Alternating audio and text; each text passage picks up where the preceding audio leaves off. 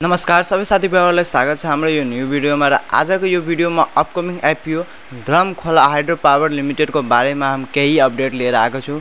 भिडियोलाई लास्टसम्म हेरिदिनु होला र भिडियोलाई लाइक गरी च्यानललाई सब्स्क्राइब पनि गरिदिनु होला, किनकि यस्तो छिटो अपडेट तपाई हाम्रो च्यानलमा हेर्नुहुन्छ। धेरै यस्तो भिडियो छ कि अपडेट धेरै राम्रोसित बुझाएको छु र छिटोभन्दा छिटो अपडेट पनि ल्याएको छु।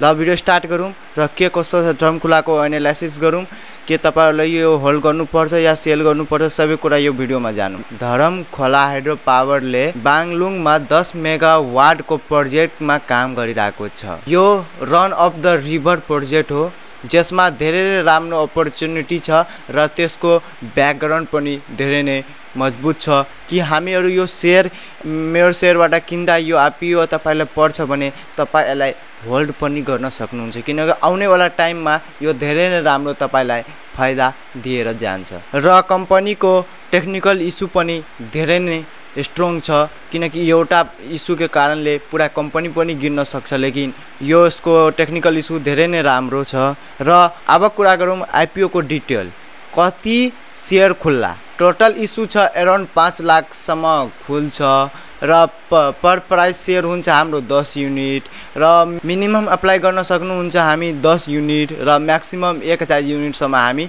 अप्लाई गर्न सक्नुहुन्छ। आइपिओ ओपनिङ डेट छिटो नै आउने छ। सेक्युरिटी बोर्ड अफ नेपालले अहिलेसम्म अनुमति दिएको छैन, लेकिन प्रोसेसमा छ। छिटै नै छिटो हाम्रो यो आषाढमा हेर्न मिल्छ हामीहरुलाई हाइड्रो पावरको एउटा new IPO. Hydro power sector नेपालमा धेरै नै सेफ इन्भेस्टमेन्ट हो र लङ टर्मको लागि त सोच्नुहुन्छ भने धेरै नै राम्रो लङ टर्मको लागि यो राख्न सक्नुहुन्छ हामी। त भिडियो कस्तो लाग्यो, राम्रो लाग्यो भने भिडियोलाई लाइक गरी च्यानल सब्स्क्राइब गरिदिनु होला र यस्तो अपडेटको लागि सानो अपडेट दिन्छु, राम्रोसित बुझाइदिन्छु। यस्तो अपडेटको लागि यो च्यानललाई सब्स्क्राइब गरी बेल आइकन दबाइदिनु होला। धन्यवाद।